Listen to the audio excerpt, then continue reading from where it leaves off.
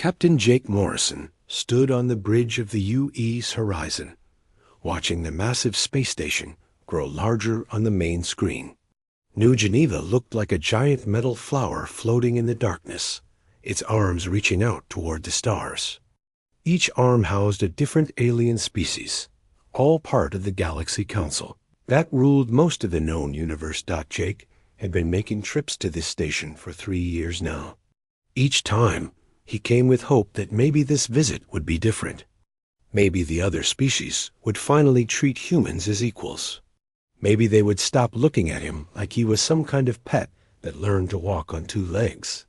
"Sir, incoming message from the Zephyrian Docking Authority," said Lieutenant Ben Carter from his station.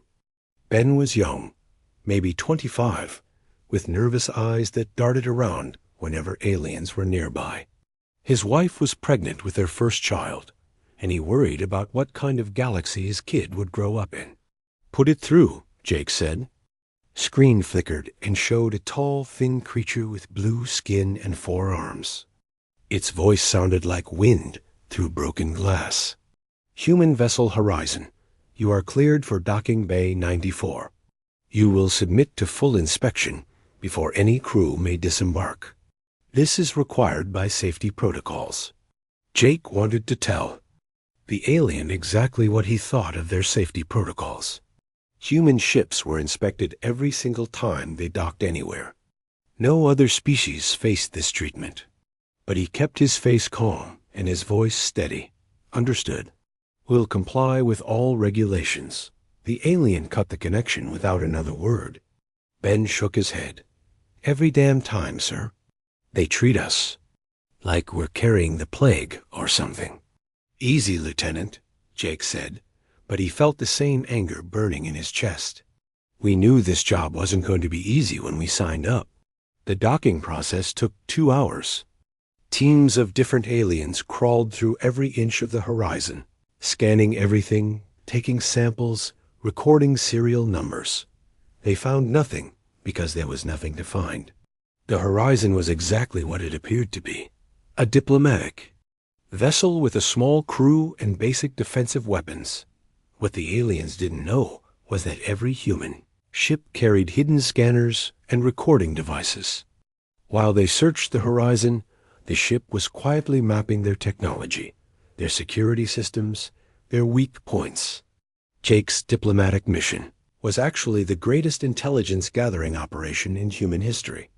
Finally, Jake and his small team were allowed to leave the ship. They walked through corridors filled with dozens of different alien species. Some were tall and graceful like the Zephyrians. Others were short and stocky like the Korthan Empire soldiers, with their thick armor and mean little eyes. The Nexari Federation representatives floated in clear bubbles, filled with some kind of gas, their tentacles waving as they moved. All of them stared at the humans as they passed. Some looked curious. Most looked annoyed, like someone had brought a bunch of children to an important adult meeting. Ambassador Lisa Kane was waiting for them in the human section of the station. She was in her 50s, with gray hair and tired eyes that had seen too many failed negotiations.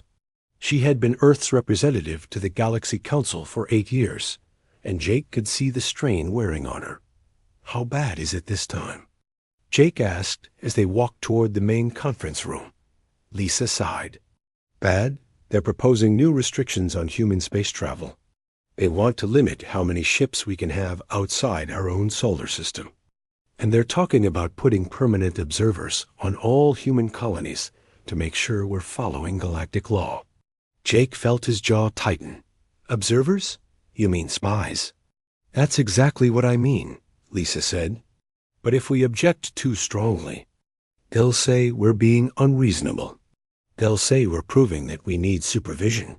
They entered the conference room, and Jake saw why Lisa looked so tired. The room was designed to make humans feel small and unimportant. The ceiling was 50 feet high. The chairs for the other species were raised on platforms, so they looked down on the human representatives. Even the lighting was adjusted to make human skin look pale and sickly. The meeting began with the usual speeches about galactic peace and cooperation. Counselor Vestar of the Zephyrians spoke first. He was old even by Zephyrian standards. His blue skin faded to almost white, his forearms moving slowly as he gestured. The younger species must learn patience, he said, his voice carrying that tone adults use when talking to small children. Humans have been part of our galactic community for only 15 years. This is barely a moment in cosmic time. They must accept guidance from those who have walked among the stars for millennia. Jake watched Lisa's face remain perfectly neutral, but he could see the anger in her eyes. Humans had discovered faster-than-light travel on their own. They had built their own starships, established their own colonies, developed their own technology. But the Galaxy Council treated them like primitive savages who had stumbled onto something they didn't understand. The real insult came when they started discussing the new regulations. The Corthan representative, a squat creature covered in natural armor, announced that humans would be required to surrender 80% of their space fleet. For safety reasons, he growled. Human vessels are poorly designed and dangerous. They pose a risk to established shipping lanes. Lisa stood up slowly. Counselor Fakmer, our ships have an excellent safety record.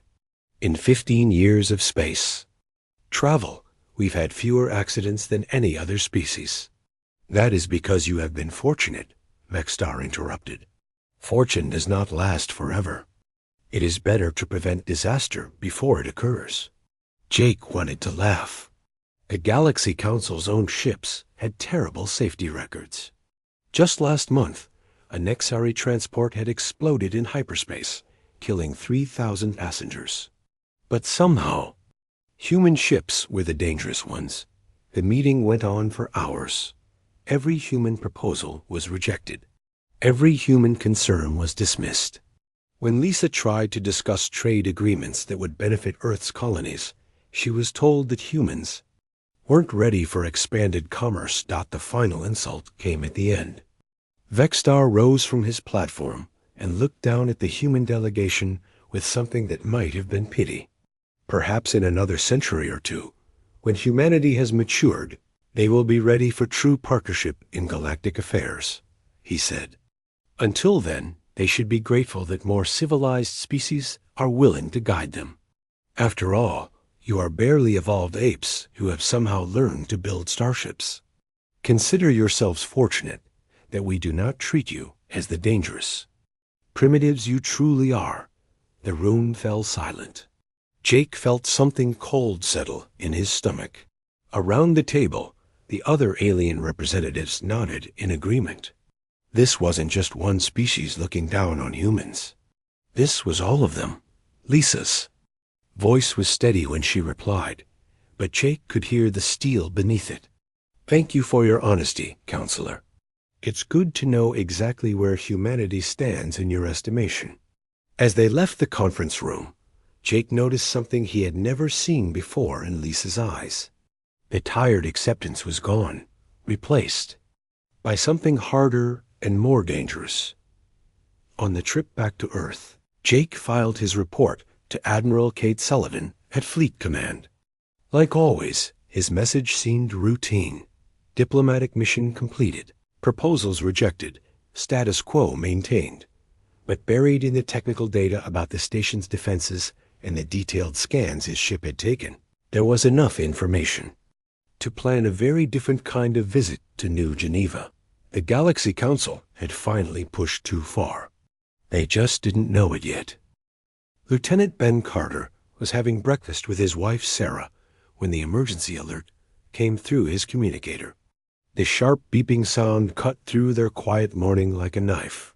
Sarah looked up from her toast, one hand resting on her swollen belly where their baby was due in just 2 months. Don't go, she said softly. Please, Ben. I have a bad feeling about this one. Ben kissed her forehead and grabbed his uniform jacket. It's probably just another drill. I'll be back before dinner, I promise. He never saw her again. The call had come from Kepler Station, a trading post on the edge of human space. 3,000 people lived there, mostly families of miners and traders. It was supposed to be a routine inspection by Galaxy Council forces.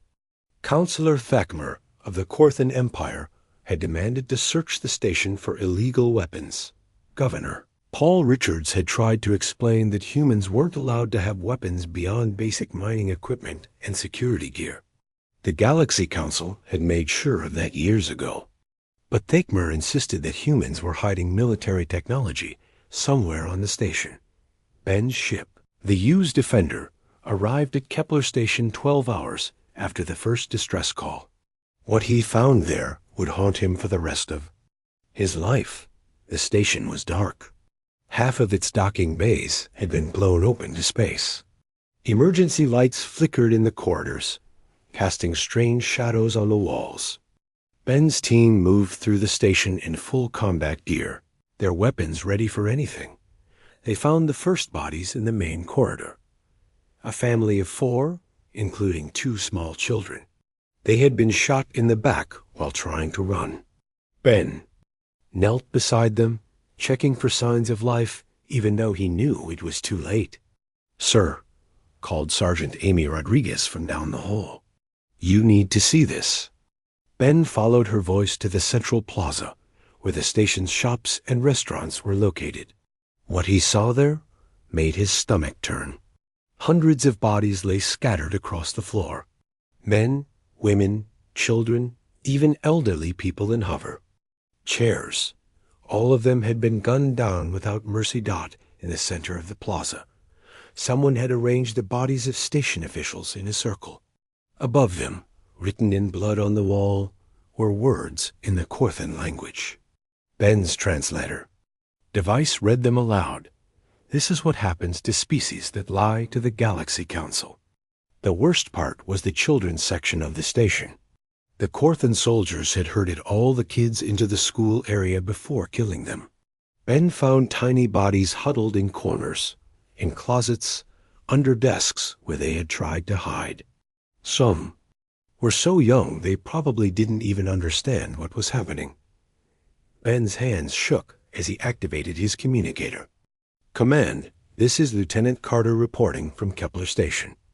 We have a massacre here. Repeat, we have a massacre. 3,000 civilians are dead. All of them."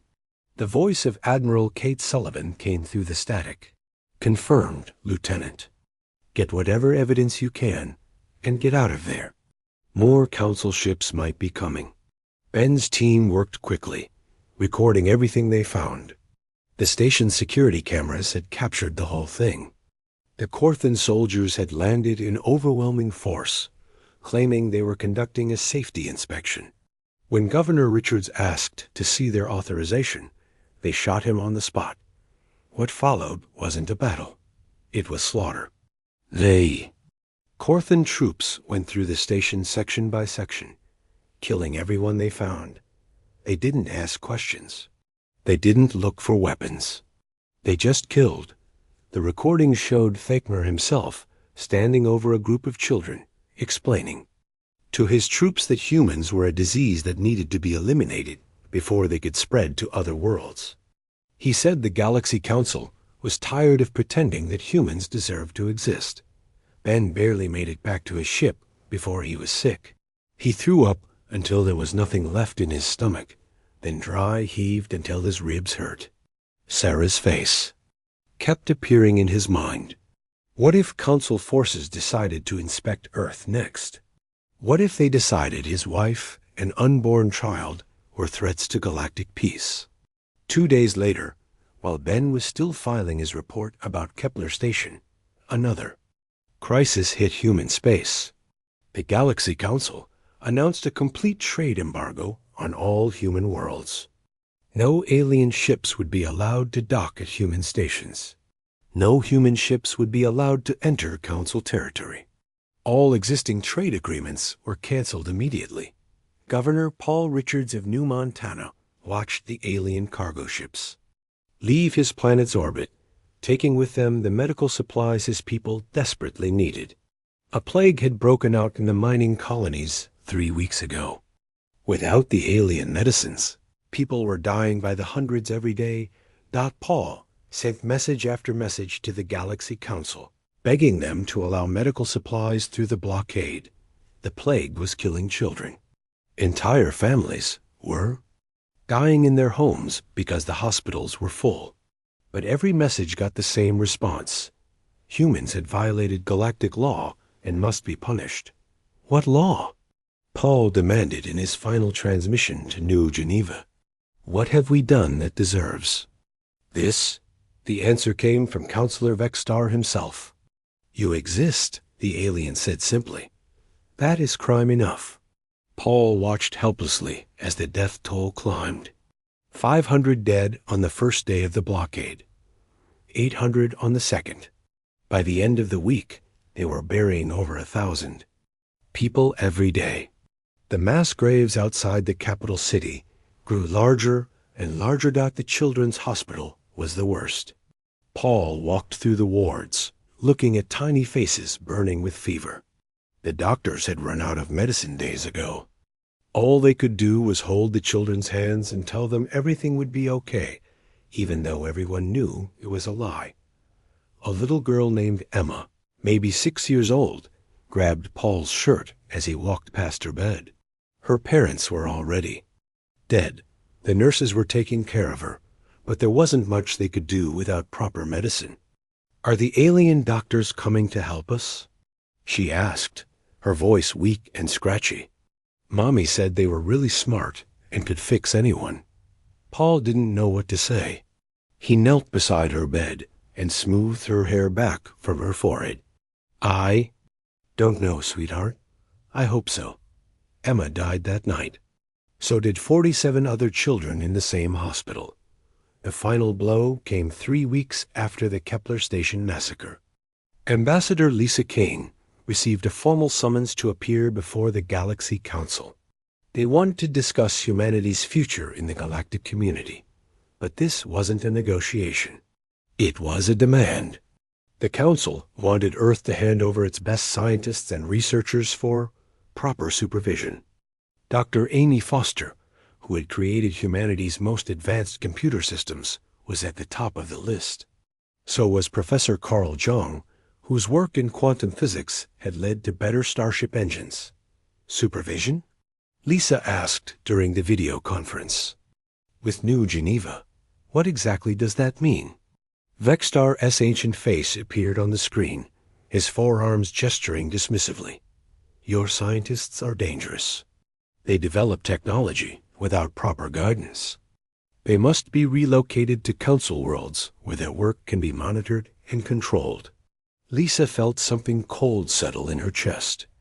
They weren't talking about supervision. They were talking about slavery. The Galaxy Council wanted to take humanity's brightest minds and lock them away on alien worlds, forcing them to work for their captors. And if we refuse? Lisa asked. Then you will face the same fate as Kepler Station. Fakemer's voice rumbled from off-screen. The Galaxy Council has been patient with your species for too long. That patience is at an end. Lisa looked around the conference room at her staff.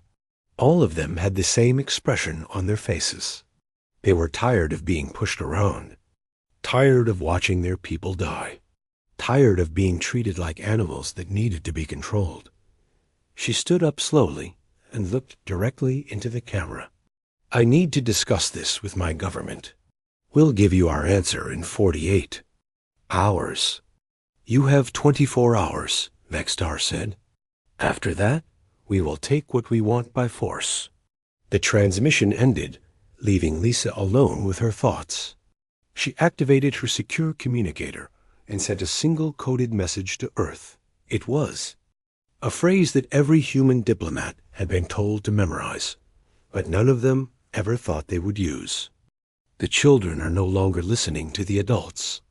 On Earth, Admiral Kate Sullivan received the message in her office deep beneath Europa's ice. She had been waiting for this moment for 15 years. Around her, banks of computers hummed quietly, processing data from 1,000 different sources across the galaxy. Kate walked to her window and looked out at the hidden shipyards, where humanity's real fleet was taking shape. 2,000 warships, all of them invisible to Council sensors, all of them equipped with weapons the aliens had never seen before.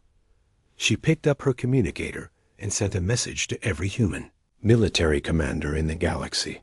The message was simple. Operation Prometheus is now active. Repeat, Operation Prometheus is now active. The Galaxy Council had finally pushed too far. They were about to learn what humans were really capable of when they stopped pretending to be nice. Admiral Kate Sullivan stood in the command center beneath Europa's frozen surface, watching as 15 years of careful planning finally came to life. The massive screens around her showed star maps of the entire galaxy, with thousands of red dots marking Council military bases, shipyards, and command centers. For over a decade, every human diplomatic mission had been a scouting operation. Every trade deal had included intelligence officers. Every cultural exchange had mapped enemy defenses. The Galaxy Council thought they were dealing with grateful primitives. They had no idea they were being studied by one of the most dangerous species in the galaxy. "Ma'am, all fleet commanders are reporting ready," said Colonel Mike Thompson, her chief of staff. Mike was a big man with scars on his face from Earth's last war, back before humans reached the stars. He had been planning this moment since the day the aliens first called humans barely evolved apes. Kate nodded and activated the secure communication system that connected her to every human military unit in the galaxy. The aliens thought this network was impossible. They believed faster-than-light communication required massive installations and enormous amounts of power. They didn't know that Dr. Amy Foster had solved the problem using quantum entanglement 5 years ago. "All units, this is Admiral Sullivan." Kate's voice reached captains and commanders across hundreds of star systems instantly. "Operation Prometheus is now active. We are no longer pretending to be weak. Show them what humans are really capable of." On the bridge of the UES Retribution, Captain Jake Morrison felt a grim satisfaction as he received the order. His ship wasn't really a diplomatic vessel anymore. The Retribution was a heavy battle cruiser, armed with weapons that could crack a planet in half. It had been disguised as a peaceful cargo ship for 3 years, moving through Council space and mapping their defenses.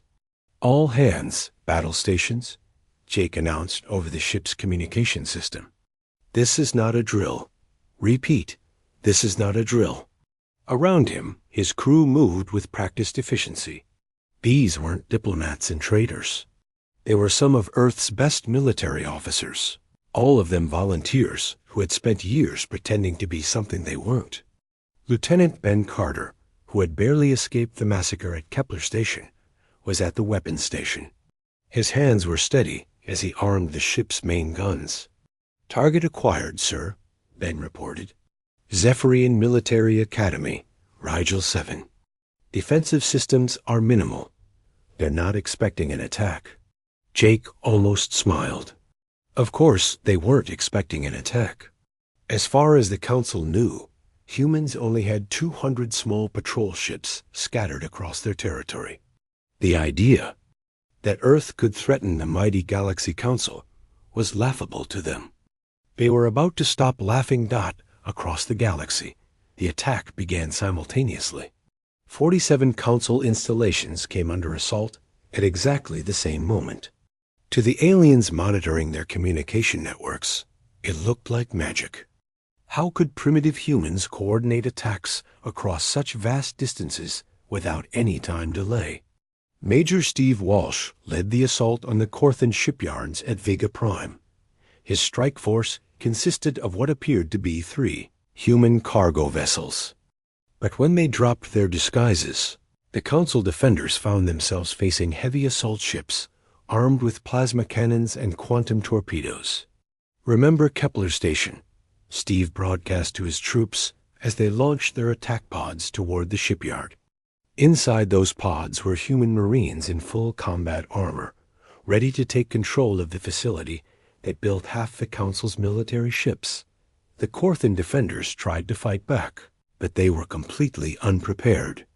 Their security forces were used to dealing with protesters and smugglers, not professional soldiers. Within 30 minutes, the entire shipyard was under human control. Meanwhile, Commander Lynn Davis was leading her team against the Nexari. Communication hub at Wolf 359. The floating aliens had built their facility in the middle of an asteroid field, thinking the dangerous rocks would protect them from attack. They hadn't counted on human pilots. Earth's military had trained in asteroid fields for decades, using them as natural obstacle courses. What looked impossible to other species was just another day at the Office for Human Fighter Pilots. Blue Squadron, follow me through the gap at Mark 7. Lynn called to her pilots as they wove between massive spinning rocks. Red Squadron, take the upper approach. Let's show these floating jellyfish how real pilots fly. The Nexari never had a chance. Their defensive systems were designed to track large ships, not small fighters moving at impossible speeds through dangerous terrain. By the time they realized they were under attack, Lynn's pilots had already planted explosives on their main transmitter. But the biggest surprise came at the Zephyrian War College on Rigel 7. General, Dan Murphy's assault force didn't just attack the facility. They broadcast the entire battle live across the galaxy, making sure every Council world could watch their most prestigious military academy get destroyed by primitive humans. The War College was where the Council trained their best officers. It was supposed to be impregnable, protected by force fields and automated defense systems. The Zephyrian instructors used human military history as examples of how not to fight a war, laughing at the crude tactics of a species that hadn't even discovered faster-than-light travel when the college was built. They stopped laughing when human dropships punched through their shields like they weren't even there. This is for every human child who died because of your blockade, Dan announced as his troops stormed the main lecture hall. This is for every family murdered at Kepler Station. This is for 15 years of treating us like animals. The Zephyrian cadets tried to surrender, but Dan's orders were clear. No prisoners. Not today. The Galaxy Council wanted to see what humans were capable of when they stopped being nice. Dan was happy to show them. Within 6 hours, all 47 targets had been neutralized. The Galaxy Council's communication network was in ruins. Their military academies were smoking craters. Their shipyards were under human control. And their best defensive installations had been reduced to scrap metal. But this was just the beginning. Admiral Sullivan activated the galaxy-wide BROADCST system that Dr. Foster's team had secretly installed in every major communication relay. Every Council world, every space station, every ship in their territory received the same message at the same time. The screen showed Kate's face, calm and professional, with the burning remains of a Council military base visible through the window behind her. When she spoke, her voice was steady and cold. "Attention, Galaxy Council," she began. "For 15 years, you have treated humanity as a junior species. You have mocked our technology, limited our expansion, and murdered our civilians. You called us barely evolved apes who should be grateful for your guidance." The camera pulled back to show the command center around her with its banks of computers and tactical displays showing the destruction of Council military assets across the galaxy. "You were wrong about us," Kate continued. "We are not primitive. We are not grateful. And we are not your inferiors. We are human beings, and we have been studying you since the day we met. We know your weaknesses. We know your fears. We know exactly how to destroy everything you have built." On worlds across the galaxy, alien leaders watched in stunned silence as the display continued. Ship after ship emerged from hiding places throughout human space. What the Council thought was a fleet of 200 patrol vessels was actually over 2,000 heavy warships, all of them equipped with technology that shouldn't exist. You wanted to see what humans are capable of when we stop pretending to be nice, Kate said as the camera focused on her face again. Congratulations. You're about to find out. This is just the beginning. We have been patient for 15 years. That patience is over. The transmission ended, leaving the Galaxy Council to contemplate a universe that had suddenly become a much more dangerous place.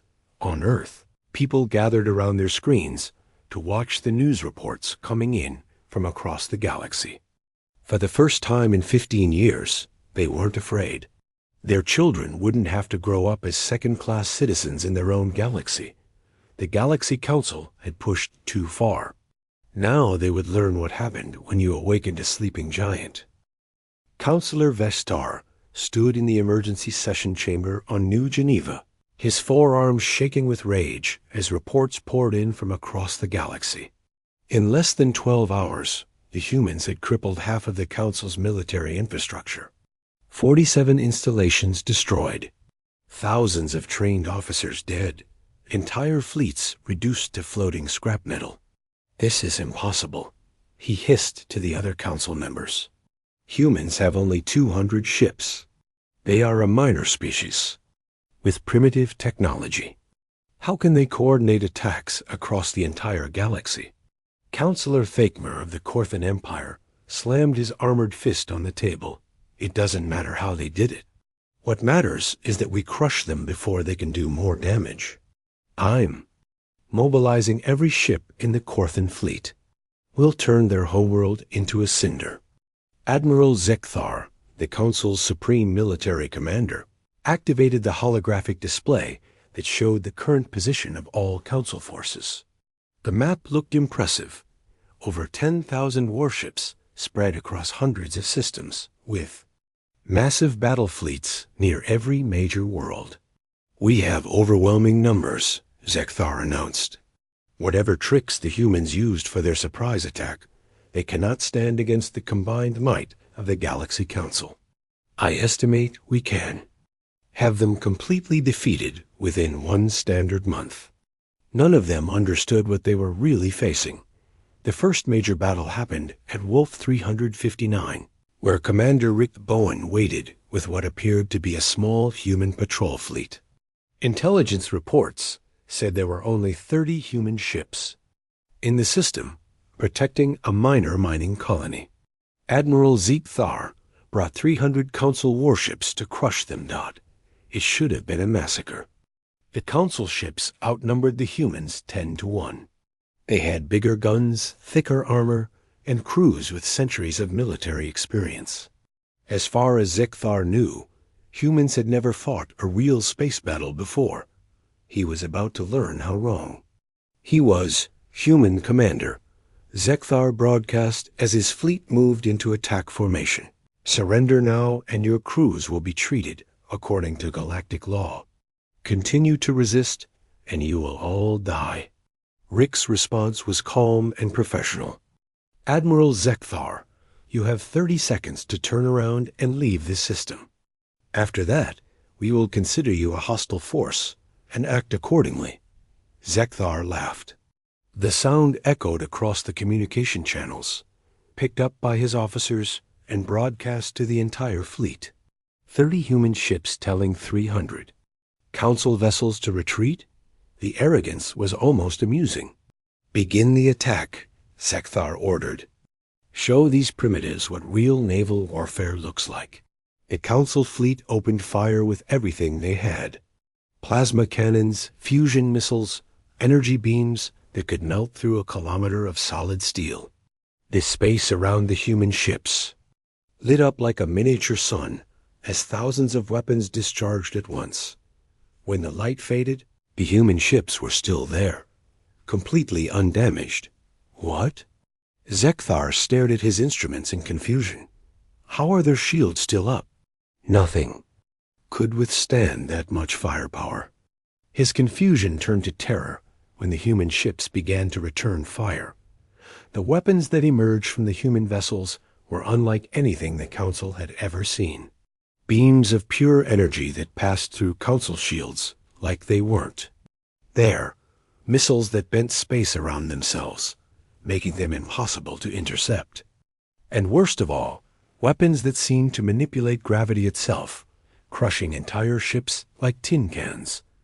The first wave of Council ships simply vanished. One moment they were there, the next they were clouds of expanding gas and metal fragments. The second wave tried to retreat, but the human weapons reached across impossible distances to destroy them before they could escape Dot in less than 10 minutes. 300 Council warships had been reduced to debris. Not a single human vessel was even scratched. Rick opened a communication channel to the few Council ships that were still intact. This is Commander Bowen to all surviving Council forces. You have witnessed what happens when you threaten human colonies. Spread the word to your leaders. We tried to be reasonable. That time is over. The news of the Wolf 359 massacre spread through the Council fleet like wildfire. Suddenly, every alien captain was asking the same question. If humans had weapons this powerful, why had they pretended to be weak for 15 years? The answer came from Dr. Amy Foster, broadcasting from her secret laboratory on Europa. Her message was transmitted simultaneously to every Council world, using the quantum communication network that the aliens still couldn't understand. My name is Dr. Amy Foster, she said, standing in front of banks of computers that hummed with impossible technology. For the past 15 years, I have been developing artificial intelligence systems that your scientists said were impossible. You told us that truly I would take centuries to achieve. You were wrong. Behind her, holographic displays showed the galaxy in real time. Every ship movement, every communication, every military installation was visible and tracked. The Council's secret fleet movements were laid bare for everyone to see. This is Atlas, Dr. Foster continued, gesturing to the computers around her. An artificial intelligence that has been watching your every move since the day we joined. Your Council. A TLAS has mapped your defenses, studied your tactics, and identified every weakness in your military structure. We know where you're going before you do. The implications hit the Council leaders like a physical blow. Every strategy meeting they had held, every fleet movement they had planned, every secret weapon they had developed, the humans had known about all of it. For 15 years, they had been playing a game where their opponents could see all their cards. But the real shock came when Captain Ashley Turner revealed the true size of the human fleet.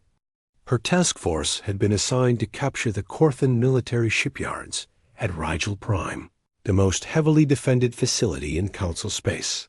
The yards were protected by orbital defense platforms, automated missile systems, and a garrison fleet. Of over 500 ships, it was considered impregnable. The Corthan Empire used it as a training ground for their best officers, confident that nothing could threaten their strongest fortress. Ashley approached with what looked like a modest force of 50 human ships. The Corthan defenders prepared for a glorious battle, expecting to add another easy victory to their military history. Instead, they watched in horror as the 50 human ships multiplied. Stealth fields deactivated all around the system, revealing the true human fleet. Not 50 ships, not 500, over 2,000 heavy warships, all of them armed with weapons that defied everything the Council thought they knew about physics. This is Captain Turner to Rigel Prime Garrison. Ashley broadcast as her massive fleet surrounded the shipyards. You have 60 seconds to evacuate all civilian personnel. After that, we're coming in.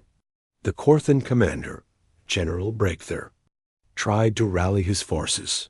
All ships, attack formation. We are warriors of the Corthan Empire. We do not flee from battle, no matter the odds. The battle lasted exactly 93 seconds. The human weapons didn't just destroy the Corthan ships. They erased them. Matter dissolved at the quantum level, leaving nothing behind but empty space. The mighty orbital defense platforms crumpled like paper in a hurricane. 5 centuries of Korthan military tradition died in less than 2 minutes. Ashley's voice was cold as she addressed the few survivors. Tell your leaders what you saw here. Tell them that this is what we were capable of all along. We chose to be peaceful. We chose to follow your rules. We chose to let you think you were in charge. She paused, looking directly into the camera. That was broadcasting her words across the galaxy. Those days are over. We're done pretending to be weak. We're done pretending to be grateful. And we're done pretending that you deserve to rule this galaxy. You wanted to see what humans are really like when we stop being nice. Congratulations, you're learning. A message ended, leaving the Galaxy Council to face a terrifying new reality. The species they had dismissed as primitive apes had been watching them, studying them, and planning their downfall for 15 years. And now the humans were just getting started. On Earth, Admiral Kate Sullivan reviewed the battle reports with satisfaction. Phase 1 of Operation Prometheus was complete. The Council's military power was broken. Their communication networks were compromised. Their leaders were paralyzed with fear. But this was just the beginning. The real lesson was yet to come. The Galaxy Council was about to learn what happened when you pushed the most dangerous species in the universe too far. The humans were no longer pretending to be nice. And that terrified everyone. Admiral Zeke Thar stared at the tactical display, showing the wreckage of his once mighty fleet. In 3 weeks, the humans had destroyed over half of the Galaxy Council's military forces. Every battle ended the same way, complete human victory with 0 losses on their side. His officers were beginning to whisper about surrender, but Zeke Thar had one more card to play, and he was desperate enough to use it. If we cannot defeat their military, he told the emergency council session, then we attack their weakness. Humans are emotional creatures. They care about their civilians. We hit their colonies, their families, their children. Force them to choose between conquest and protecting their own people. Counselor Vextar's ancient face showed uncertainty. Targeting civilians goes against every galactic law we have established. It would make us no better than barbarians. They have already made us look like fools, Zekthar snarled. Our reputation is destroyed. Our fleets are scattered. If we do not act now, there will be nothing left to save. At least this way, we can negotiate from a position of strength. The decision was made. The Galaxy Council would target human civilian populations, hoping to break their morale and force them to the negotiating table. It was a strategy born of desperation and fear, and it would prove to be the Council's final fatal mistake. First target was New Earth, a peaceful farming world with 2 million colonists. The planet had no military defenses beyond a few patrol ships. Its biggest cities were built around universities and research centers. Children played in parks while their parents worked in laboratories and classrooms. Zekthar brought a massive fleet, over 800 ships, including planet-killer weapons that could crack a world in half. He positioned his forces in orbit and sent a message to the human colonies across the galaxy. This is Admiral Zekthar of the Galaxy Council Defense Force. His broadcast began. You have 48 hours to surrender unconditionally. Withdraw all military forces, disband your fleets, and submit to Council authority. If you refuse, New Earth will be destroyed as an example to other human worlds. The response came from Admiral Kate Sullivan herself, speaking from her command center on Europa. Her voice was calm, but there was something cold and dangerous beneath it. Admiral Zeke Thar, you have made a mistake. We have shown you what happens when you threaten our military forces. You are about to learn what happens when you threaten our families. The transmission ended. For 48 hours, the galaxy held. Its breath waiting to see if humanity would bend or break under the threat to their civilians. They got their answer when the deadline expired. Zekthar gave the order to fire. The planet killer weapons charged up, preparing to turn New Earth into a cloud of radioactive dust. But before they could discharge, something impossible happened. The space around New Earth began to shimmer and twist. Reality itself seemed to bend as massive ships materialized out of nowhere. Not dozens of ships, not hundreds.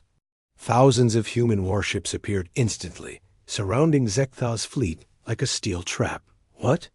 Zekthar stared at his screens in disbelief. Where did they come from? Our sensors showed nothing. His science officer's voice was shaking. Sir, they're using some kind of space-folding technology. They traveled here through dimensions we didn't even know existed. This level of physics. Manipulation should be impossible for any species. The largest human ship opened a communication channel. Captain Lisa Hayes appeared on the screen, her face showing an anger that made seasoned warriors step back from their consoles. Admiral Zekthar, she said, her voice barely controlled. You just threatened to murder 2 million innocent people, including children. You crossed a line that should never be crossed. Now you're going to pay for it. Lisa had lost her own family in the early days of the conflict. Her husband and 2 young daughters had been visiting relatives on Kepler Station when Thakmer's forces massacred everyone there. Since that day, she had lived for only one purpose, making the Council pay for what they had done. You wanted to see what humans do when you threaten our children, Lisa continued. Here's your answer. The human fleet opened fire, but this wasn't like the previous battles. This time, the weapons were different. Instead of simply destroying the Council ships, they targeted specific systems. Life support failed, leaving crews to suffocate slowly. Gravity generators reversed, crushing aliens against their own bulkheads. Communication systems overloaded, filling the ships with screaming feedback. Zekthar watched his fleet die ship by ship, each destruction more horrible than the last. The humans weren't just killing his forces. They were making them suffer. This wasn't war anymore. This was punishment. Please, he broadcast on all frequencies. We surrender. Stop the attack. We yield. Lisa's response was ice cold. You should have thought of that before you pointed planet killers at our children. The massacre continued until every Council ship was destroyed. Zekthar himself was the last to die, trapped in his flagship as the humans systematically disabled every system except life support. He spent his final hours drifting in space, watching the debris of his fleet float past his windows. But the attack on New Earth was just the beginning. The Council had also targeted New Eden, humanity's agricultural center, hoping to starve the human colonies into submission. The planet's 300 million inhabitants were mostly farmers and their families, people who had never held a weapon in their lives. The Council bombardment began at dawn. Fusion bombs fell like rain, turning vast farmlands into radioactive wastelands. Cities that had stood for generations were reduced to ash in minutes. The death toll climbed into the millions as the Council fleet systematically destroyed everything that moved. Governor Rachel Bell watched from her command bunker as her world burned. The children's evacuation centers were the first targets hit.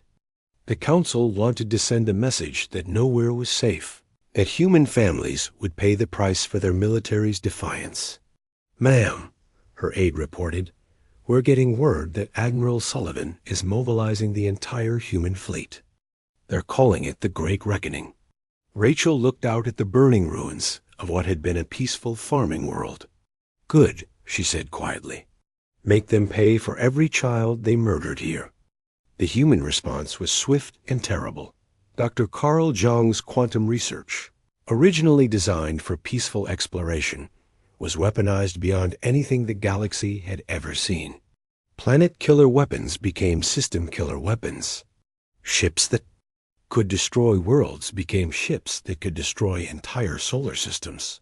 The first target was the Korthan homeworld, where General Thekmer ruled from his fortress palace. The humans didn't just attack the military installations. They systematically dismantled the entire planetary infrastructure. Power grids failed. Water treatment plants stopped working. Transportation networks collapsed, but they didn't kill the population. Instead, they left the Korthan people to struggle in the ruins of their civilization, just like the human colonists on New Eden had been forced to do. The message was clear. This is what happens when you target innocent people. Zephyrian worlds received similar treatment. Their floating cities crashed into the oceans when human weapons disrupted their anti-gravity systems. Their vast libraries and cultural centers were reduced to rubble.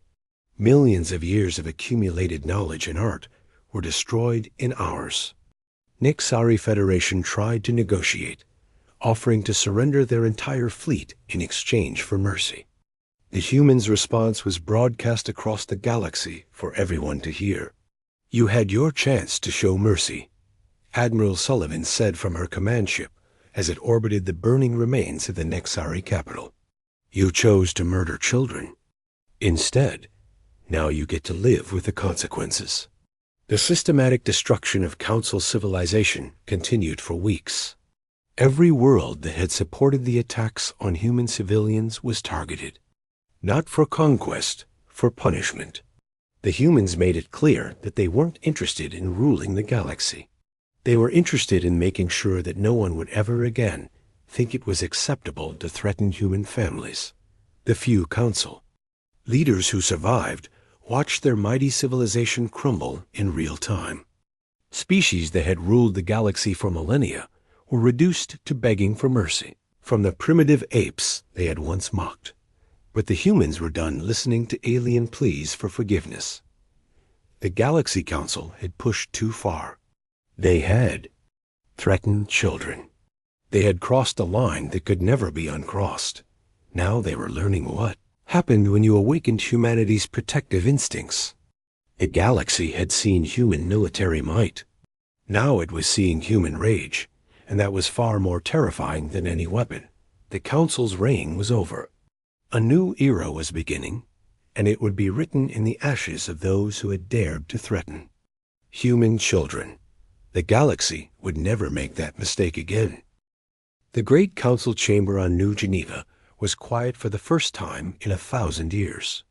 The massive hall that had once echoed with the voices of dozens of alien species now held only silence and the sound of human footsteps. Ambassador Lisa.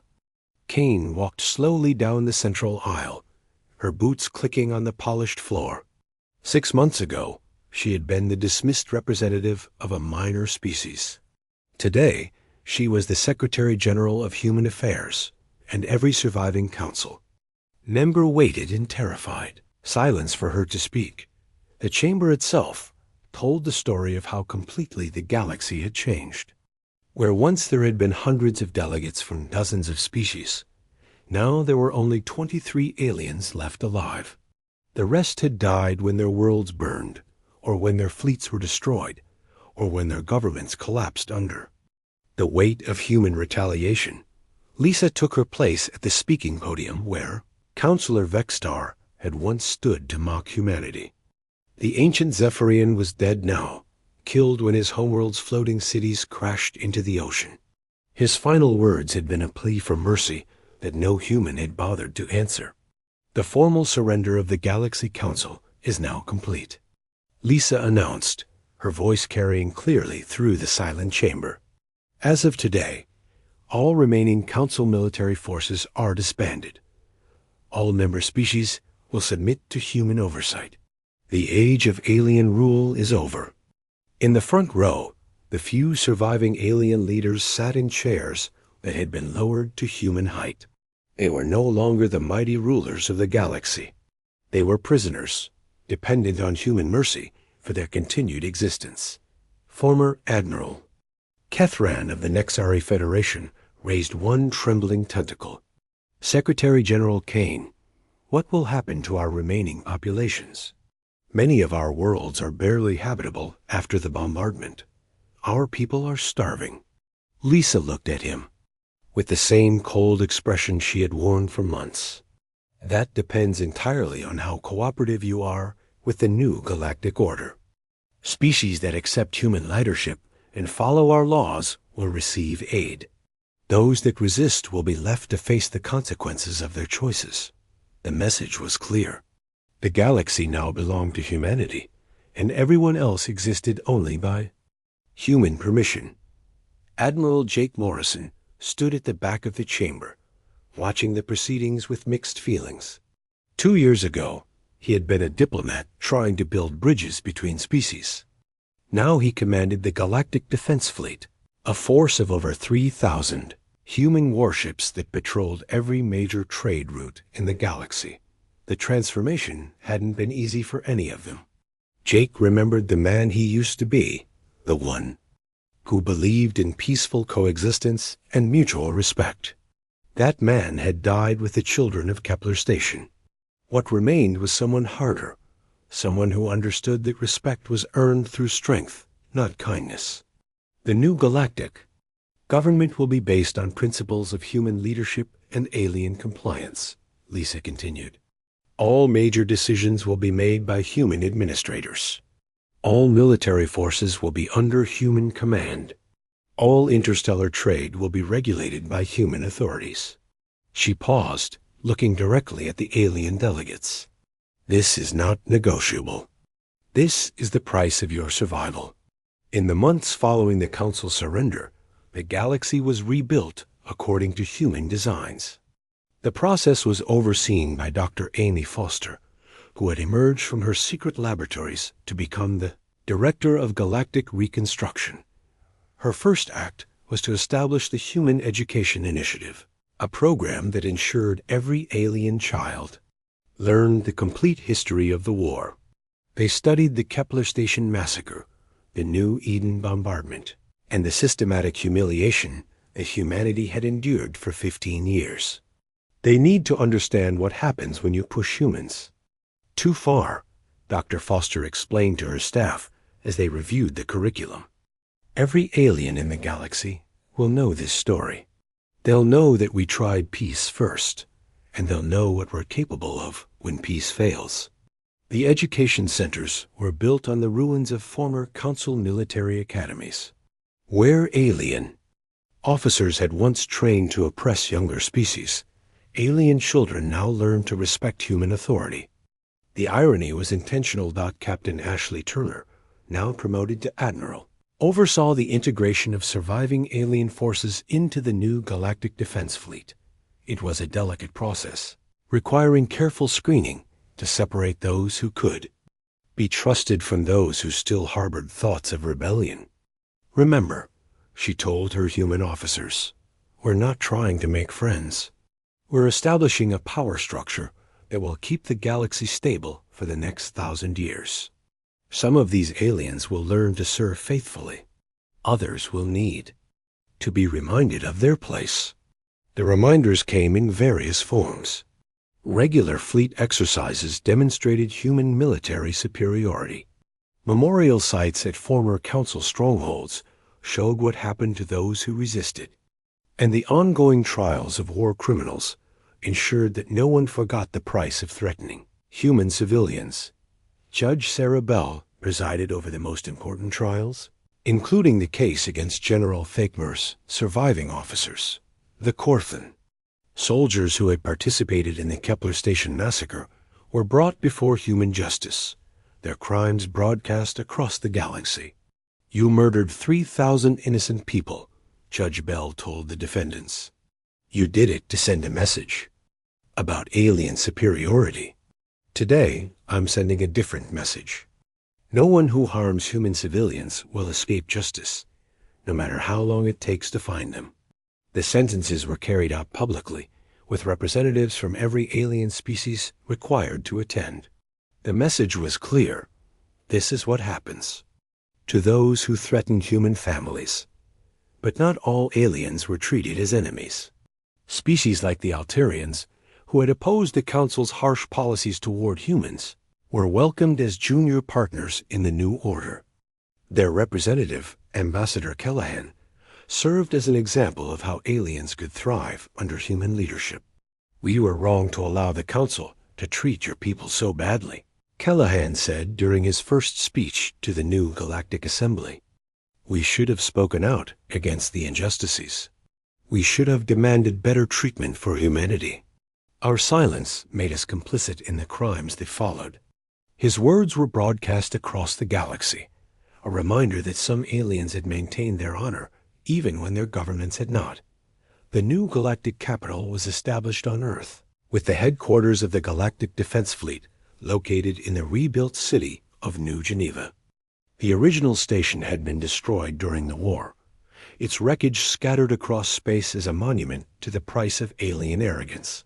Admiral Kate Sullivan, now the supreme commander of all galactic military forces, stood in her office overlooking the construction of the new command center. Through her windows, she could see alien workers building monuments to human victory, their former oppressors now serving as laborers in the civilization they had once tried to destroy. A young human officer approached her desk with the daily reports. Lieutenant Tom Wilson was fresh from the academy, part of the first generation to grow up knowing that humans ruled the galaxy. "Ma'am, the Nexari Federation is requesting permission to increase their industrial output. They want to build more factories to produce goods for human colonies." Kate nodded. "Approved. But remind them that all profits go to the Human Development Fund. They're still paying for the damage they caused during the war." The lieutenant made a note and continued with his briefing. "The Zephyrian survivors are asking for help rebuilding their cities. They're offering to share their anti-gravity technology in exchange for reconstruction assistance." "Tell them we'll consider it," Kate replied. "But they don't get to negotiate terms. They get what we decide to give them." As the young officer left, Kate reflected on how much the galaxy had changed. 2 years ago, humans had been the supplicants, begging for scraps of alien technology and acceptance. Now they were the ones dispensing mercy or punishment as they saw fit. The transformation hadn't been easy. Many humans struggled with their new role as the galaxy's rulers. Some felt guilty about the destruction they had caused. Others worried that they had become the very thing they had once fought against. But Kate had no such doubts. She remembered the children of New Eden, burned alive by Council forces. She remembered the families of Kepler Station, murdered for the crime of being human. She remembered 15 years of being treated like an inferior species by creatures who had proven themselves to be monsters. The galaxy was at peace now. Not the peace of equals working together, but the peace that came when everyone knew exactly who was in charge. It was the peace of strength, the peace of respect earned through victory. And it was a peace that would last, because every alien in the galaxy now understood the fundamental truth that had taken humanity 15 years to teach. Them, humans, were not the junior species. They were not primitive apes grateful for guidance. They were the apex predators of the galaxy, and they had simply been waiting for the right moment to prove it. The Galaxy Council had pushed too far.